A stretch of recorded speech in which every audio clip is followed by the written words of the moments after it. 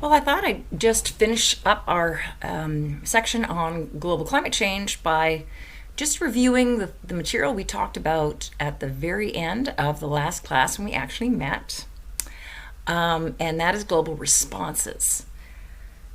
If you recall, during that class, I gave you a handout that had to do with the Kyoto Agreement. We did go through it. I think we did almost all of it in class, but I want to just review it again to make sure that you recall what's most important. It is available on Canvas. If you want to pause this for a minute and go and get your copy, if you don't have it, if that would help, go ahead. But the reason that I want to make sure you understand it is, of course, that this was kind of the basis for the global response effort. So if you recall, essentially it was an agreement to reduce the greenhouse gas emissions by harnessing the forces of the global marketplace. So the idea was find a way to create incentives to get businesses to participate using incentives and disincentives. We went through some of the targets for Kyoto. If you remember, different countries had different targets. And the basic idea was they would identify a 5-year time period, which is called the binding period. And the countries are supposed to have a certain amount of time up to the beginning of that binding period to get their act in order, to improve their technology, to find a better way to produce what they're producing. And then when you hit the beginning of that 5-year time period, the idea would be is by the end of that time period, you would have reached the goals that had been set for you. There were different gases that had been proposed in terms of control. Carbon dioxide, methane, and nitrous oxide were the ones that were included at first, and in recent updates they've added more greenhouse gases. One of the main features of the Kyoto Agreement was the emissions trading, international emissions trading. So if you recall, it's kind of like a free market approach to encouraging, incentivizing the reduction of greenhouse production. And so each country basically has an allotment of greenhouse gases they're allowed to emit in a given period. Each industry company within that is given its own allotment of greenhouse gases it's allowed to permit. And the idea is if a given factory company produces more than its allotment, it will be fined. That acts as a disincentive.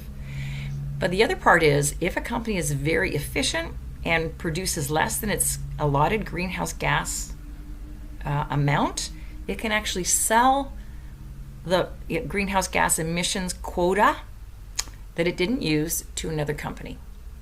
So what that does is it's good for the company that met its allotment or less than its allotment, but it also means that the companies that have to buy someone else's allotment are essentially spending more money to produce their greenhouse gases.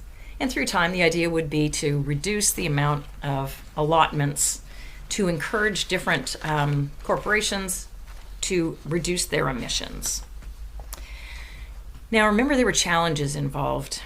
Less developed countries, developing countries, China and India in particular, they didn't want to participate because they saw the more developed countries were the main countries contributing to the problem. And they felt that if they were forced to reduce their greenhouse gas emissions, they would basically have to sacrifice the quality of life for their population.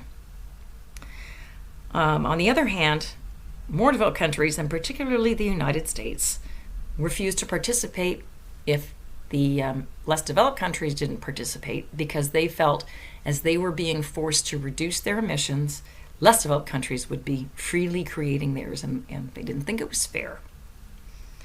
So in the end, less developed countries were given a grace period.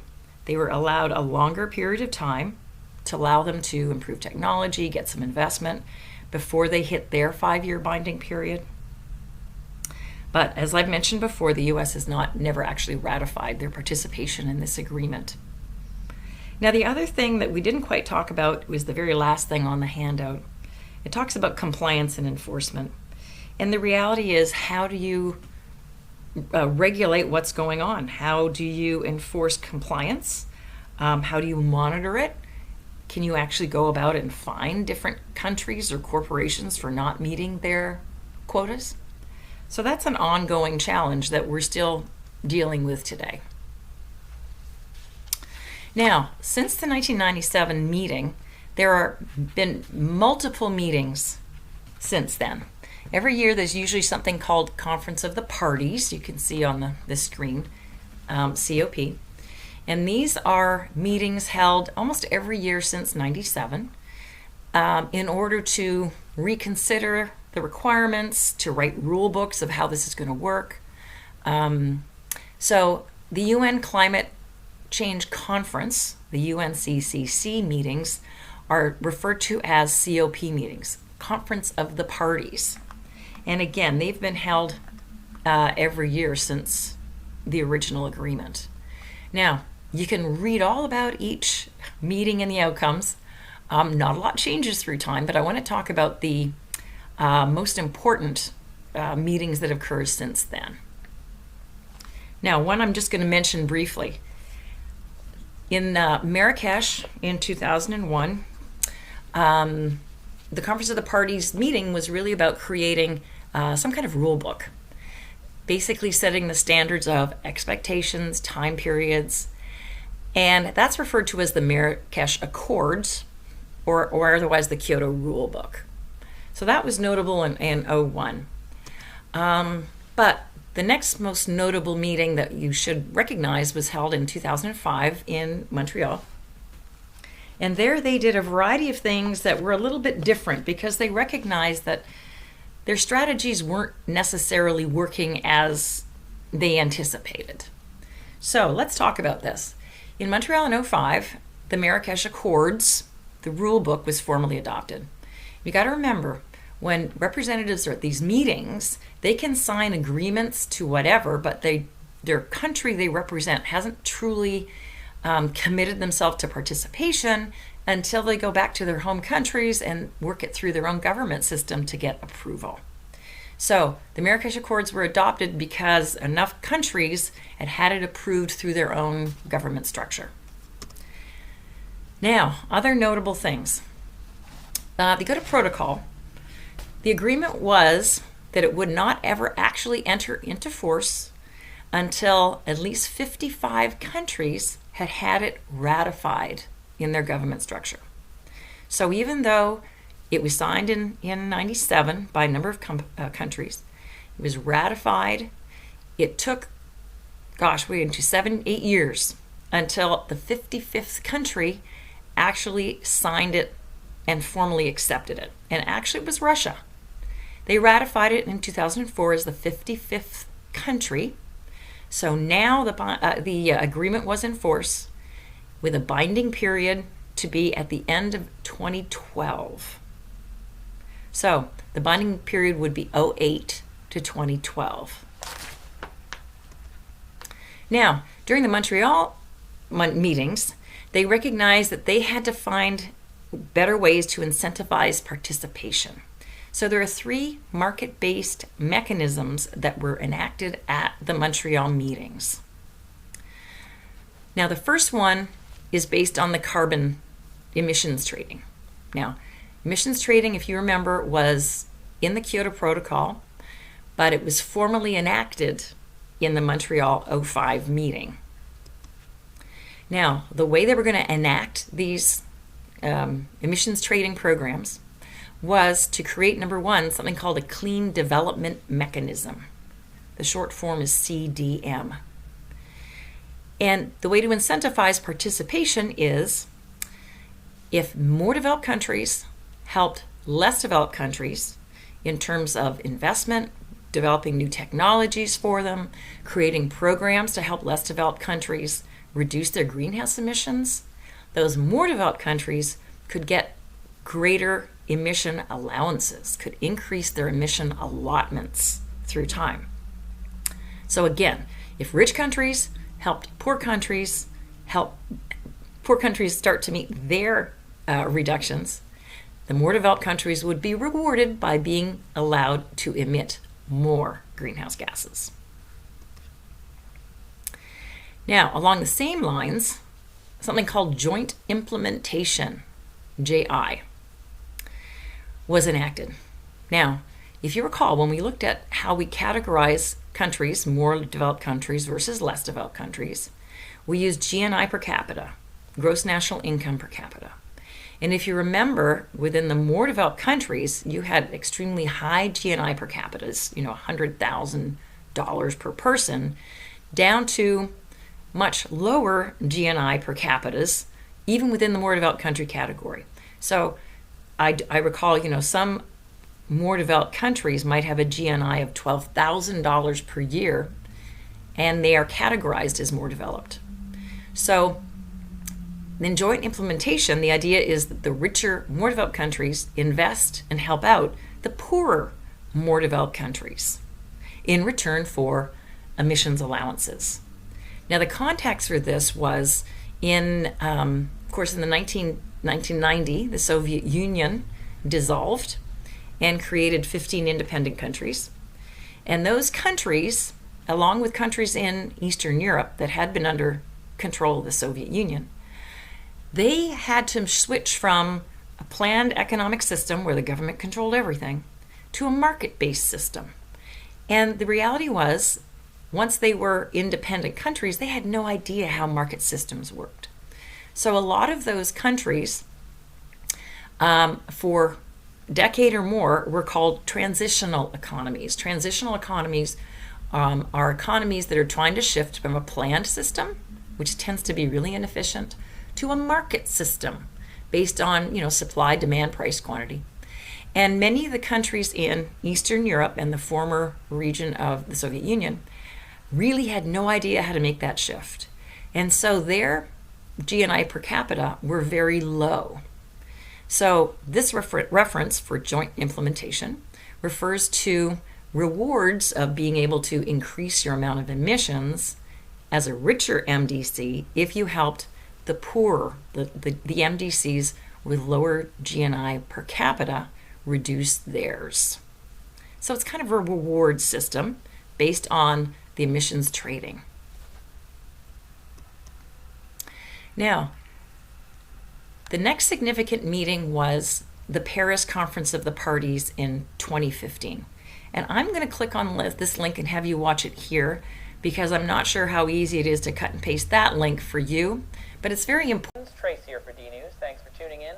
At the recent COP21 climate conference in Paris, 195 countries promised planet Earth we would stop messing with her.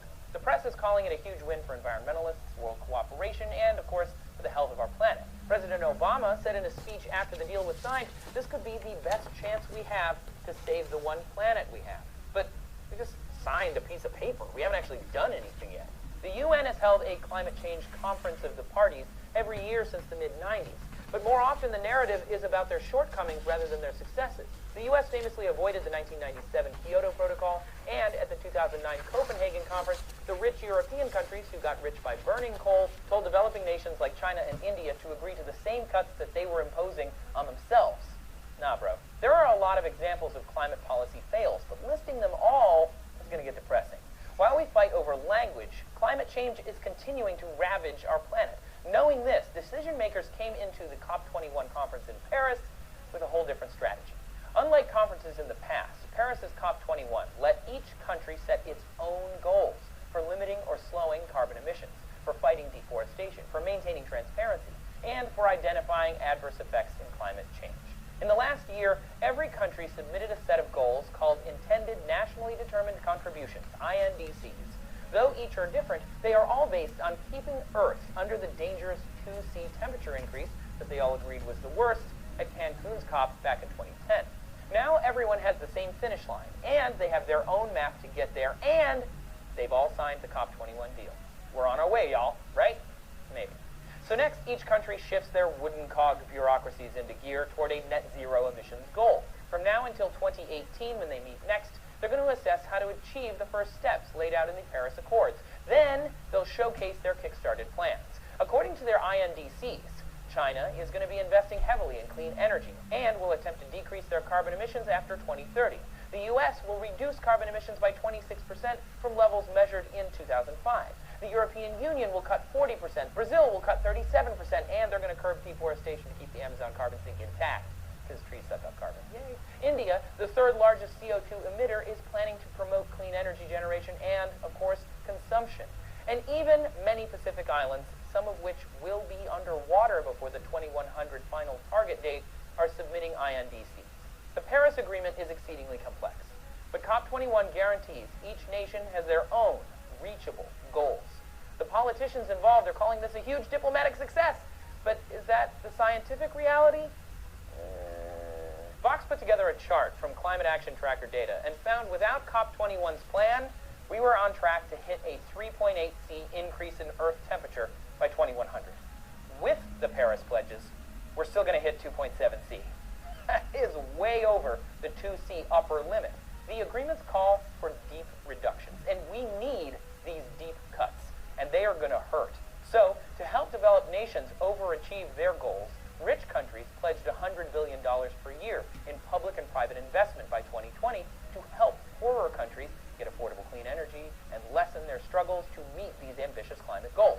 Look, in the end, the Paris talks are revolutionary on one hand because nearly 200 countries have recognized publicly that lowering carbon emissions to curb climate change is important.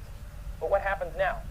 The diplomats have to convince their governing bodies of their home nations to follow this pledge. What we have to do now is, as citizens, keep the pressure on our leaders. Keep this in the news. While failing to meet the actual goals aren't punishable, these leaders will have to show up in public transparently and say why they didn't meet those goals every 5 years. In the end, most are seeing this as the first step of a long, hard road, but a road that will have our children and descendants breathing easier. Of course, some countries won't be breathing at all because climate change will have already drowned some of them, overrunning their land with ocean. If you want to know more about those places, check out that video here. At minimum, even with extremely rigorous cuts to global emissions and oceans that are far less sensitive to climate change than we'd expect, 1.9% of the population of coastal countries would still be affected by flooding. What do you guys think about the Paris talks and these conferences in general? Why don't you let us know down in the comments? And make sure you keep coming back here every day for more D-News. All right. So I thought he really effectively summarized a lot of the main points. But on the next slide, I'm going to just hit the highlights here so that we make sure that you've understood the major changes. So 2015, the idea was to create a common framework for all countries. Now, what this means is not the same goals or the same rate of change, but basically allow each country to operate within its own means and all agreeing to the step-by-step process which they're going to work towards. Now, as he mentioned in the video, they're going to require that every country that participates reports their emissions for review. So the idea is everyone participating needs to be transparent. The goal was to limit global temperature increase to well below 2 degrees Celsius. Now we're almost a degree Celsius above average now. And as he mentioned, without significant changes, we're not going to be able to reach that. Now, the other thing he talked about was participating countries agreed to commit to their own nationally determined contributions, and he called it the individual and nationally determined contributions, NDCs for short.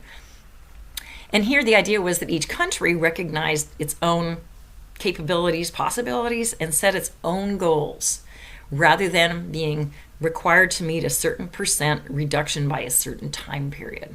So this allows each country to identify its own goals throughout this time period. Every 5 years, participating countries would recognize what they could or couldn't manage in terms of reducing their greenhouse gas emissions and would submit new reductions every 5 years. And if they weren't meeting their 5-year plan, they really would have to explain why. There also were binding obligations for richer countries to help poorer countries.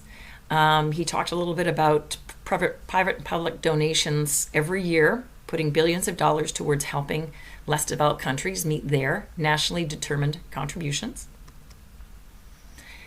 And in terms of market mechanisms, The new market mechanism was that emission reductions in one country can be counted towards another's nationally determined contribution. So if you remember, we just talked about Montreal. Montreal had rich MDCs helping poor MDCs for emissions